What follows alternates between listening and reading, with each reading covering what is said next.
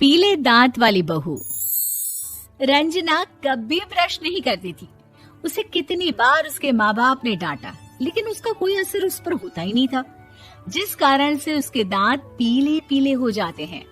शादी के बाद अरे बहू, वैसे तो तुझ में कोई कमी नहीं है, पर तेरे दांत इतने पीले कैसे हैं बेटा?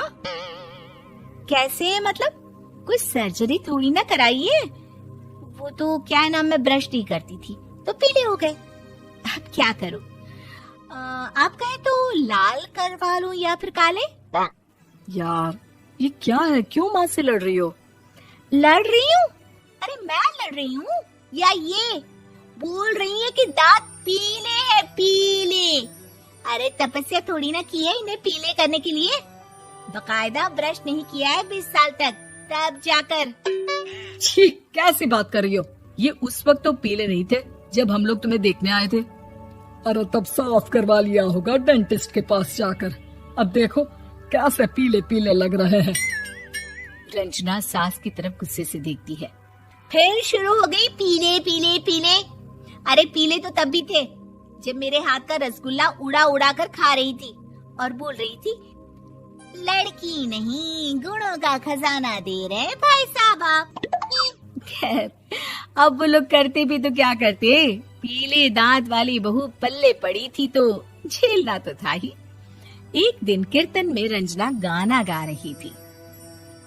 अरे कमला बहन, माँ का द्वार है, यहाँ तो सब शुद्ध होकर आते हैं, फिर अपनी बहू को ब्रश भी नहीं करवाती तुम। दूर से पीले पीले दांत भक्ति में बाधा उत्पन्न कर रहे हैं। अरे कोई 2 साल की बच्ची थोड़ी ना लेकर आई हूँ मैं बहू बनाकर। अच्छी खासी लड़की है, अरे कैसे करवाऊं ब्रश? ये तो उसे खुद करना चाहिए ना। अब माँ बाप तो इसके जैसे तैसे निपटा दिए, ये नहीं सोचा कि सास कैसे संभालेगी। सास बहू को लेकर घर आ जाती है, लेकिन सोच लेती है कि अब इसे लेकर कहीं नहीं जाएगी। अगले रोज बहू कहती है, अरे क्या हो गया, मंदिर नहीं जाना क्या? कीर्तन का वक्त हो रहा है। मेरी मधुर वाणी से कान्हा जी जागते हैं और सोते हैं। आप तो जानती है ना उनकी भक्ति में कितना मन लगता है मेरा। वो क्या है ना, तबीयत ठीक नहीं लग रही है मेरी, आराम करूंगी मैं। तबीयत ठीक नहीं लग रही? अभी तो मिथुन के गाने पर नाच रही थी आप, और अब बोल रही है कि तबीयत ठीक नहीं लग रही। अरे भक्ति में मन लगा लो सासू माँ, ऊपर जाना है, क्या मुंह दिखाओगी आप? हाँ? सास को बहू की बात पर गुस्सा आ जाता है। मैं क्या मुंह दिखाऊंगी, इसकी चिंता तो ना कर, समझी? अपने मुंह की चिंता कर, जो ये पीले पीले दांत लेकर हर जगह पहुंच जाती है। पता है लोग कितना मजाक बनाते हैं। ना जी ना, मैं नहीं जाना कहीं तेरे साथ।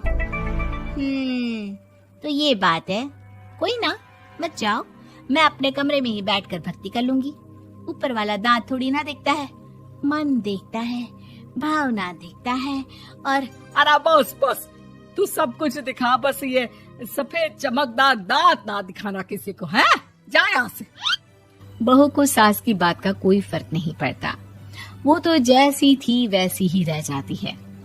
सुबह नहाकर किचन में खाना बनाना, फिर खाना खाना, कीर्तन भजन करना और सो जाना।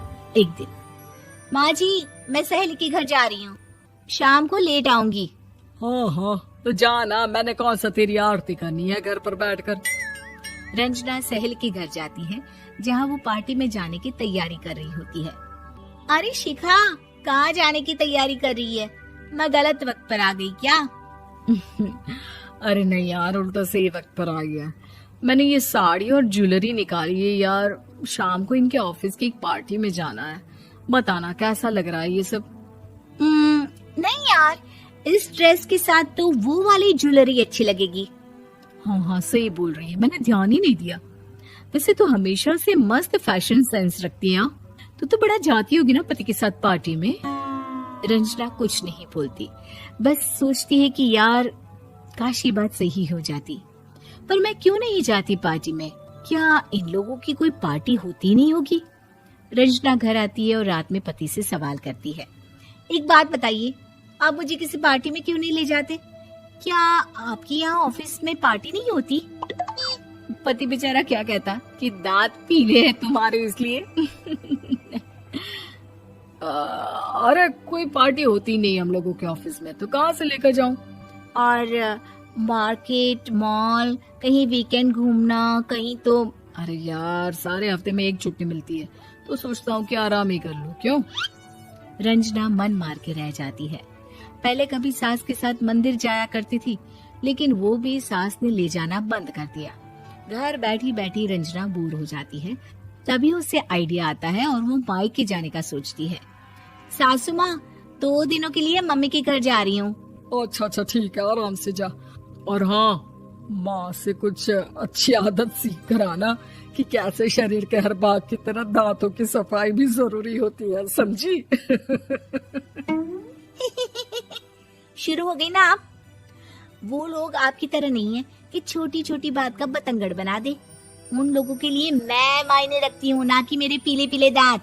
रंजना माँ को बिना बताए उन लोगों को सरप्राइज देती है, लेकिन जैसे ही वो दरवाजे पर पहुंचती है, अंदर देखती है कि घर वाले कहीं जा रहे होते हैं।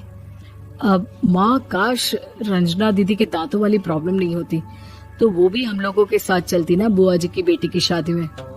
हाँ बेटा, लेकिन अब उसे कौन समझाए कि उसको उसके पीले दांत नहीं दिखते, लेकिन उसके आसपास के लोगों को कितना एम्बैरेसिंग फील कराते हैं। मुझे तो कितनी बार उसके स्कूल की टीचर ने शिकायत की कि उसके साथ कोई लड़की बैठना भी नहीं चाहती, और ना ही कॉलेज में कोई उससे बात करना चाहता था। लेकिन पता नहीं क्यों उसे ये बात समझ में ही नहीं आती। कोई कमी नहीं है उस लड़की में, बस यही कि दांत पीले हैं। वो तो भला हो जीजा जी और उनकी माँ का, जो दीदी को जैसी है वैसे ही रखा हुआ है। रंजना को अपने घर वालों की बात सुनकर बहुत दुख होता है। वो सोचती है कि वो क्या करे, लेकिन फिर वो सीधा डेंटिस्ट के पास जाती है, अपने दांत चमकाती है और कसम खाती है कि वो रोज ब्रश करेगी। अरे क्या हो गया? तुम तो 2 दिनों के लिए गई थी ना, पर कोई ना, अच्छा है, चलो आ गई तो। रंजना सास के सामने आकर खड़ी हो जाती है और पूरी स्माइल करती है, उसके चमकदार दांतों को दिखाती हुई। हैं? चले मंदिर।